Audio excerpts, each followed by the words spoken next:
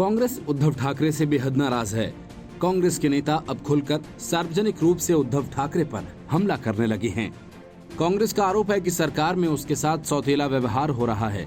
उसकी नाराजगी दूर करने के लिए उद्धव ठाकरे वरिष्ठ कांग्रेसी नेताओं के साथ बैठक करने वाले थे, लेकिन अब उसे टाल दिया गया है। बालासाहेब थोराट और अशोक चौहान ने उद्धव ठाकरे के खिलाफ जो मोर्चा खोला, अब कई दूसरे कांग्रेसी नेता भी खुलकर सामने आ गए हैं। सार्वजनिक निर्माण कार्य मंत्री अशोक चौहान ने आरोप लगाया कि ठाकरे सरकार में बतौर पार्टनर उन्हें जायज हक नहीं मिल रहा है।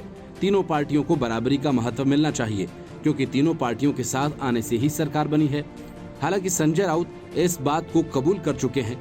बड़े फैसलों में कांग्रेस को शामिल नहीं किया जाता है, क्योंकि वे फैसले उद्धव ठाकरे करते हैं।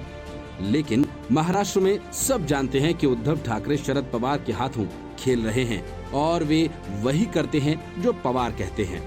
कांग्रेस इसी वजह से ज्यादा नाराज है।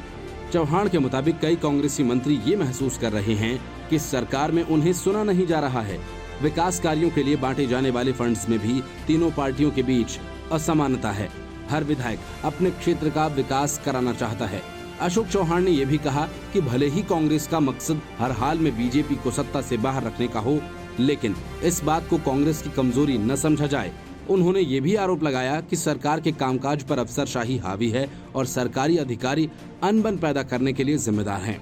हाल ही में कांग्रेस की महाराष्ट्र इकाई के प्रमुख और ठाकरे सरकार में मंत्री बालासाहेब थोराट ने भी आरोप लगाया था कि सरकार में उन्हें किनारे किया जा रहा है। उनसे पहले राहुल गांधी ने भी एक प्रेस कॉन्फ्रेंस में कहा था कि कांग्रेस भले ही महाराष्ट्र की सरकार को समर्थन दे रही हो, लेकिन वो फैसले लेने की स्थिति में नहीं है।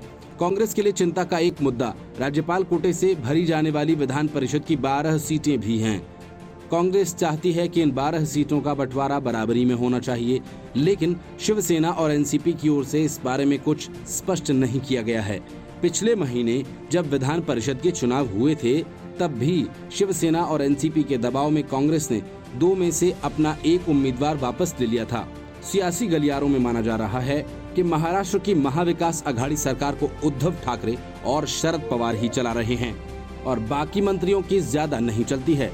कुछ का ये भी मानना है कि भले ही राज्य के मुख्यमंत्री उद्धव ठाकरे हों, सत्ता का रिमोट कंट्रोल शरद पवार ने अपने पास रखा है। बीजेपी को सत्ता से बाहर रखने के लिए 3 विपरीत विचारधाराओं वाली पार्टियों को साथ लाने का आइडिया भी उन्हीं का ही था और इसके पीछे प्रयास भी उन्हीं के थे। महाराष्ट्र की ठाकरे सरकार कांग्रेस के समर्थन के बिना नहीं चल सकती। राज्य विधानसभा में बहुमत के लिए कुल 145 सीटें चाहिए। शिवसेना के पास 56 सीटें हैं, एनसीपी के पास 54 और कांग्रेस के पास 44। अगर कांग्रेस खफा होकर अपना समर्थन खींच लेती है तो ठाकरे सरकार गिर जाएगी। कांग्रेस के नेताओं की नाराजगी को दूर करने के लिए उद्धव ठाकरे उनके साथ बैठक करने वाले थे, लेकिन उनकी पत्नी रश्मि ठाकरे के पिता का देहांत हो जाने के कारण ये बैठक टल गई है। उधर बीजेपी सरकार के घटक दलों के बीच हो रही हलचल पर बारीकी से नजर बनाए हुए हैं। हाल ही में देवेंद्र फडणवीस ने कहा था कि वे सरकार गिराने का प्रयास नहीं कर रहे हैं, लेकिन ये सरकार अपने अंतर विरोधों के चलते स्वयं गिर जाएगी। Bureau report, news of India.